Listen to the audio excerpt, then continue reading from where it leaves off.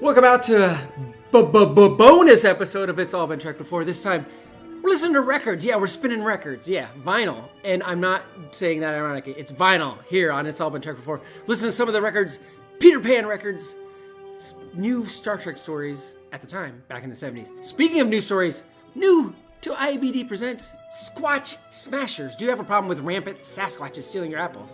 Maybe a ghost is hanging around your breakfast nook saying mean, scary things about your hair.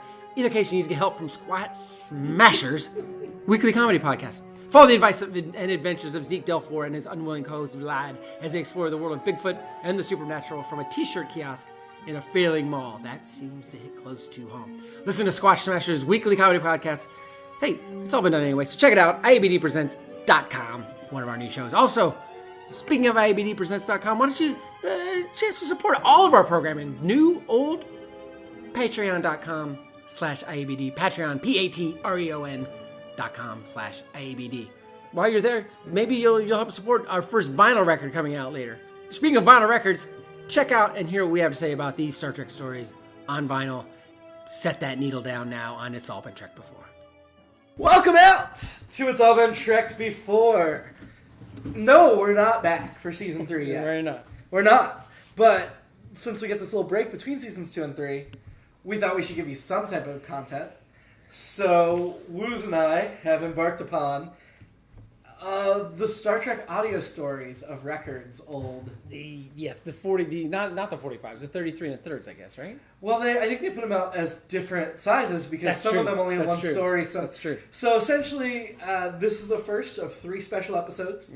There were 11 stories made, 7 of them in 1975, and then 4 more in 1979. Yep. And of those 11 stories, even though there were like 3 albums, which is how we're going to cover them, they also released them as singles and as doubles, so there ended up being 23 different releases for these 11 stories.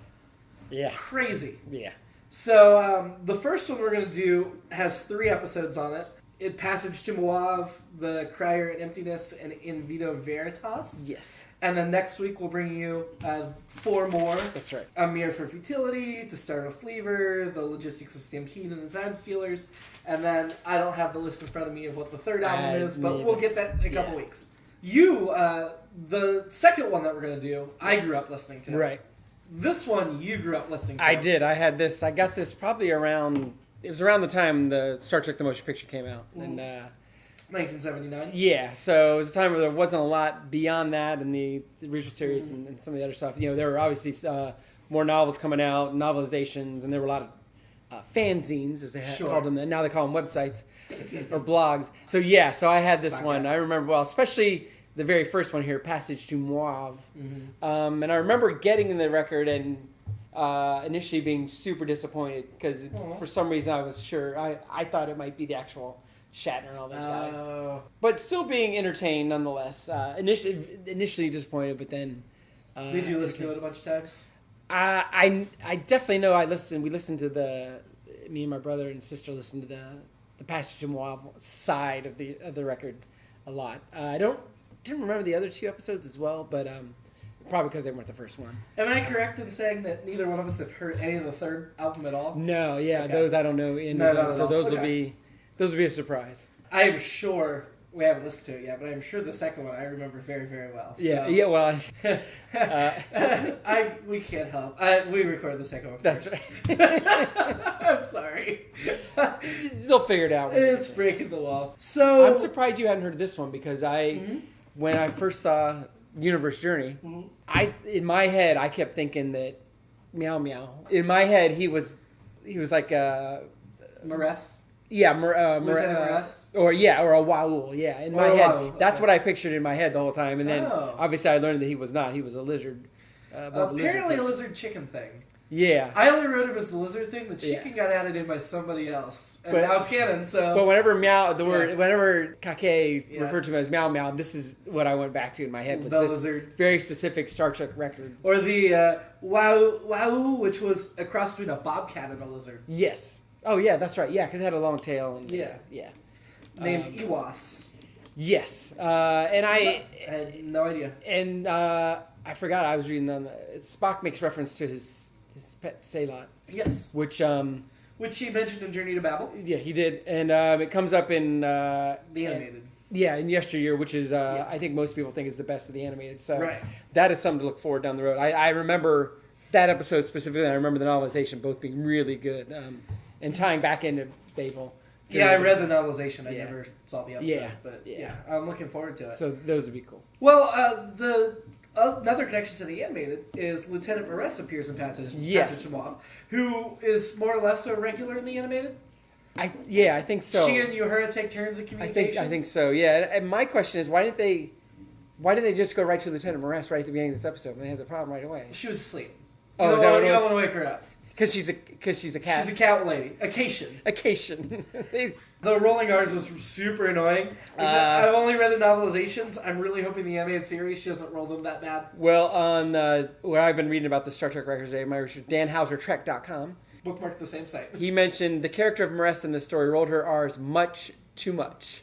And I thought he was going to attribute that to like somebody involved in the recording or whatever. That's just his opinion. Yeah. But we shared that as well. I believe Majel Barrett voices her in the animated. Yes, I think you're right. Yeah. And all I can think of was Eartha Kitt as Catwoman. Yeah. It was very similar to that, too. But more over the top. Oh, yes. It was ridiculous. And I know it's, again, it's an audio thing, but still. And they put out a comic that went with this episode. Yeah. And yet, in the comic, she's not feline looking at all. She's blue-skinned and green-haired, which makes no sense because the fact that she's feline is essential to the story. Yeah. I don't know how the one hand not washing the other worked with the... I was impressed in Passage to Moauv that there was a male yeoman on the crew. Yeoman Prentice. Oh, that's right, yeah. Because I don't know that we ever saw a male yeoman in the original series. It didn't seem like they were all ensigns. And Prentice was relatively important in this. He appeared throughout. Yeah.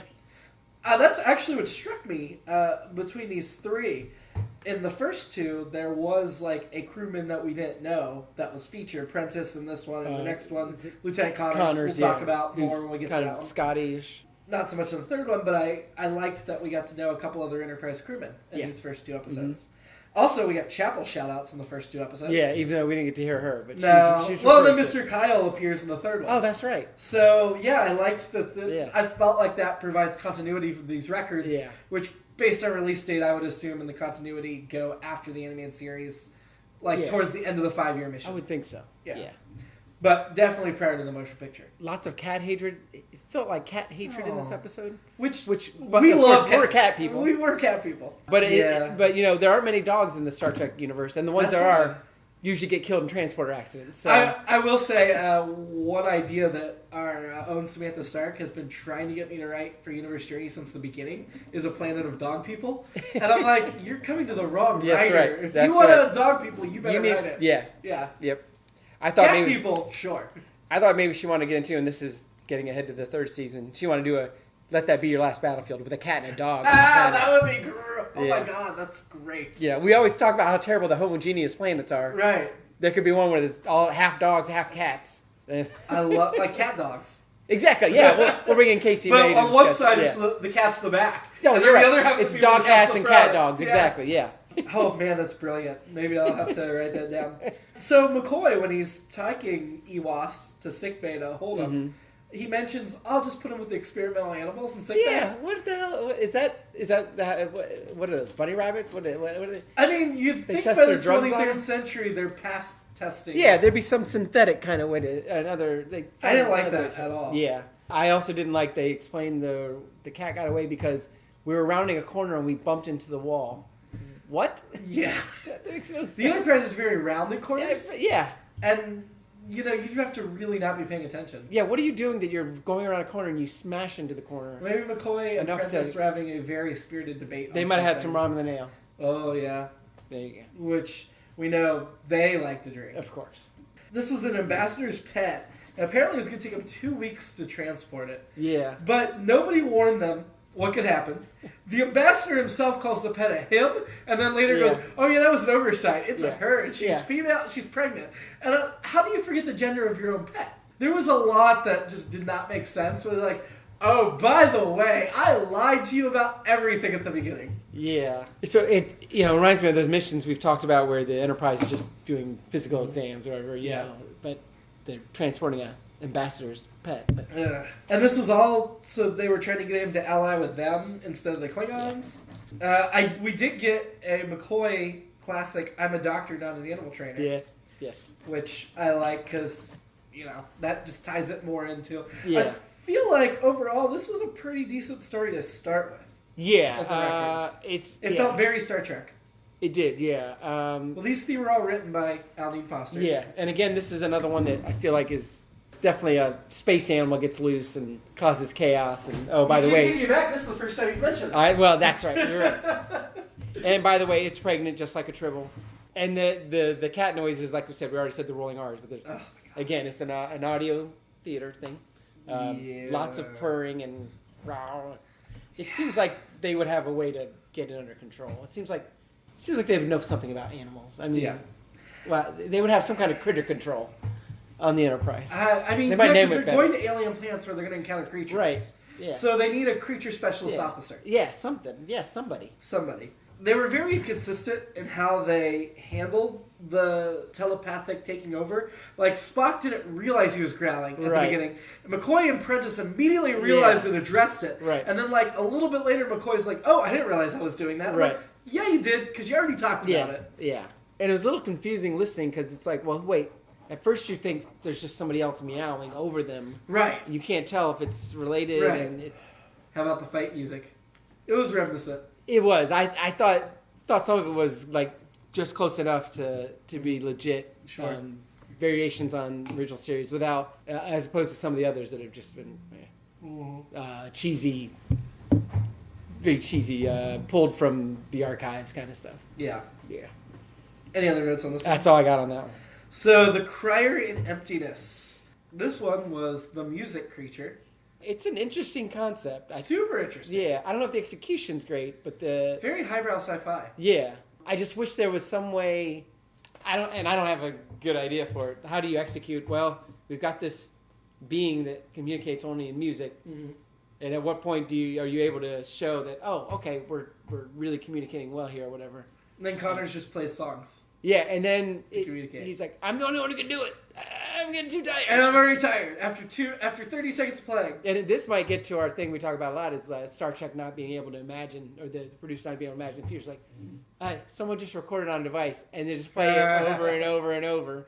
Well, I mean, you should have those capabilities. That's true. I'd say one thing with the being tired, though, and this is something we see throughout some of these audio stories, and the second record, I know we'll get to it, is they're not clear on how much time is passing between scenes. Yeah. Certainly hours seem to pass in the middle of scenes without it being addressed. Mm-hmm. And that's where... Connors seemed to have a Transylvania accent the first time we heard him. He was all over the place. And then I thought he was more like is it Riley? Lieutenant Riley, right? Yeah. It reminded me more of him than of Scotty or whatever. I wrote Riley or Finnegan when Kirk thought the music was a prank. Yes. Yeah. It reminded me of that part. So Lieutenant Connors was a character in the original series. Oh. Played by Eddie Paskey. In the episode Mud's Women. Okay. Before they called him Leslie. That's right. Okay. I think it's very interesting. Well, and also Discovery gave a shout out to Connors. The very first officer killed in Discovery was named Connors. Okay. And he was a red shirt. Okay. Which isn't as obvious in Discovery because they kind of hide the color more. Yeah. But I thought it was very odd that it was Lieutenant Connors when the more I listened to the story, I definitely thought it was meant to be Lieutenant Arex, the other animated series character. Yeah. Because Connors is playing the xylophone that's like a Mobius strip. And they mentioned which is the 3-tier. Yeah. And they mentioned the alien race that came from. Doan, right? Is that? I don't remember. Doan, I think. Yeah. But that was Lieutenant Erex's people. He was 3 legs and 3 legs arms, and 3 arms. Right? Yeah. So why they decided to make it Connors instead of Arex, I don't know. We didn't go deep in the research, but I'm curious to how the licensing worked for this. Like, okay, you can use these characters. Maybe you can't use these. You're not getting any original sounds. It seems like you can use any of the characters. Yeah, but I don't know why. Because they certainly use enough of the characters, except for Chekhov. They're very clear. You can't use Chekhov. I know there was the all that ownership weirdness that the property went through. Right. From Paramount, Desilu, and Gulf and Western. Gene kept a lot of the rights Gene himself. Roddenberry, yeah. So I imagine that played into it, but... Alan Dean Foster wrote these 3. He wrote all the novelization of the animated. Yeah. Which makes sense why he'd want to include Morass and Arex, because that's what he knew. Right. And he didn't include Chekhov because Chekhov wasn't in the animated. Right. That makes sense. I just feel like maybe they're like, nobody knows who Eric's is, change it to Connors or something. Yeah. But they let him keep Maress. Right. So I don't understand why. In this, the music, it sounded like doorbell chimes for a bit. Yes. Which is kind of fun. And Kurt says it's too loud and we can't do earplugs. It's like, well, I feel like you probably could. Again, couldn't you just put headphones on? Well, they had to send them out to shuttles to sleep. Yeah. Which, first of all, the music had only been on the ship, as far as we know, for 5 minutes. Right. But it was already sending people out. Again, that's another one of those gaps. The it's time, like, how long has this been going on? Which, honestly, if that had been going on for days, that's a pretty ingenious plan. Yeah. I think they said Chapel came up with it. Yeah. Which is cool. Kirk says, well, what are you going to do? Communicate in sign language? Like, again, it's like, no, you could probably text each other, but, you know, that just capability is not a possibility. Not even thinking. Kirk's worried that it's going to make everyone deaf. Mm-hmm. Again, see earplugs, headphones, other ways. The one thing... just put cotton in there you go, yeah. And it's also... Because this concept's explored in Close Encounters of the Third Kind, which came out a couple years later. Because those aliens in that movie just communicate via the music, the 5 notes or whatever, that kind of variations on that. So I feel like I definitely don't think they necessarily knew about this or whatever, but definitely that concept's explored there in much different way. They come to us, visit us, and in a much better way there. And obviously, it's a 2.5 hour movie, a classic, but yeah, it's definitely a precursor. And whether they took from it or not, it definitely came along before. So the other thing I had for this episode, this is very minor, but he said Captain's Log supplementary. Yeah, when it's supposed to be supplemental. There's a lot of weird little variations. Just slight variation. So Passage to Moauv was very much like, let's be a fun Tribble type episode. Crier in Emptiness was very much a highbrow sci-fi. Let's do something. Yeah. The third episode, Vino Veritas, felt like social commentary, allegory. So we get 3 very different but 3 very distinct Star Trek types of stories in this record. Yeah, because I couldn't figure out where in Vino was going. So Vino Veritas translated literally means in wine there is truth. Yes. So truth serum, whatever. Basically, you get drunk and you speak the truth. First thing about this one that struck me was the name of the planet was WWB7. Yeah. Which I was like, that's like a radio station? Yes. Coming at you at WWB7. Skies are sunny clear and traffic on the 8s. Yeah, I was going to say, news coming up 10 after the hour. Yeah, and they also call the Romulan planet Romula instead of Romulus. They also said the Romulan Hemigeny? Yes. Which is the Gorn way to describe their species, not the Romulan way. Somebody says Great Mother of the Egg, which I wrote that down too. I kind of like that. It was the Romulan. Yeah, I kind of like that. I don't know what it means, but I like it. Now see, now my brain got fuzzy, but as soon as I heard it, I immediately thought that I had heard somewhere before that in the Romulan religion that there was some egg thing that they all were born from or something. Okay. But I could be wrong. It could just be a throwaway thing, and it made me think of something else. I mean, they always referred to Gene as the great bird of the galaxy. That's true. And in the New Frontier novels, which are the best novels that aren't based on any Star Trek series, but a planet is the egg of the great bird of the galaxy, and it hatches and it destroys the planet, which I think was really fun. That's kind of cool. Great Bird of the Galaxy. I mean, the New Frontier novels. I don't know if you've read any of them. They are set in TNG times, but the captain is more like a Nathan Fillion from Firefly type captain. Okay. And they occasionally will bring in characters that feel very next gen, or I think Picard shows up and Master Spock shows up at the beginning. But they've done like 15 or 20 novels, and they're all by Peter David. Okay. Who's the best Star Trek author in my opinion. And they're just like, he's the only one they trusted to run with his own thing. Shelby from Best of Both Worlds, Next Gen. Okay. You probably don't remember. She's like the temporary first officer when Picard becomes a Borg. She's the first officer. They bring in, I think the character that Ashley Judd plays in Next Gen, they bring her in. So they borrow from the universe. Yeah. But anyway, that could be a whole nother episode. We're going to talk back on these records. When Spock gets drunk right away, why is he... In my mind, I thought he would go to talking like, and I understand it's the Klingons are there, the Romulans are there, and we know the Vulcans had to put away their violent side. But he, in my mind, and maybe I'm thinking original series because whenever he got spores or whatever, he went to his happy place, happy side. But he sounds like a Shakespearean conspirator immediately. Like he drops the whole monotone, logical talk and just like, Captain, we must. Kirk mentions in here Spock doesn't care for alcohol. That's not something in the series. No. We've seen Spock drink plenty of times. Yeah. Is it logical to not drink alcohol? I mean, I guess no. it dulls your senses. Yeah. So, if he's from on duty, purely logical perspective, but I feel like we've seen Spock drink enough in the series. I feel like we have. If he doesn't prefer it, he sure does it a lot. Yeah. Ambassador Koft of the Klingons, envoy of Vendez of the Romulans. I liked that kind of dynamic of the Klingons-Romulans Federation all fighting for the planet. Yeah. That was kind of an interesting story. Yeah. But then we had Coriolanus Quince, which, a.k.a. Jack Sprat, which is a nursery rhyme character. Which definitely reminded me of our friends Harry Mudd and... Cyrano Jones. There it is. He was along those lines, but he was a little different because he kept trying to help people. He just was terrible at it. Yes, you're right. Although I do think Jack Sprat was a terrible alias because nursery rhyme character. But because he very much, they talked about his past. And they talked about it with such detail, it made you think it was episodes that we've seen. Yes. Which I'm pretty sure they weren't. No, I don't think so. Unless they were in the animated, but I Googled his name and I couldn't find any reference. I think it's just, I wrote down his Practical Joker, never convicted. Okay, so that's the thing. At the end of this, Spock's like, well, he committed no crime because nothing happened here. Right. But you just mentioned several other planets where he definitely committed crimes. Destroyed their entire water supply. Like, you can't arrest him for that? Right. That was dubious. Well, the statute of limitations for Starfleet, it only lasts as long as the mission. As soon as they move on to the next planet, past crimes wiped away. Maybe the serum was still affecting Spock in some other way by then, that he couldn't think rationally about what was going on there. Kirk mispronounced Uhura's name in this episode. Did you hear that? I didn't. It was like Uhura or something. I don't know. It was really awful. It's weird how many of those little weird things are on these records, and like you couldn't just go back and record that line of dialogue. I mean, I know you couldn't just pull up Star Trek on VHS. Right. But you'd think, hey, we're making these records. Yeah, we'll send you some film of a few of the episodes just so you get it. Yeah, I think they could do that. I feel like you could get a hold of them. Especially because the studio could provide them. Yeah, that's why I'm curious what the relationship was between these and...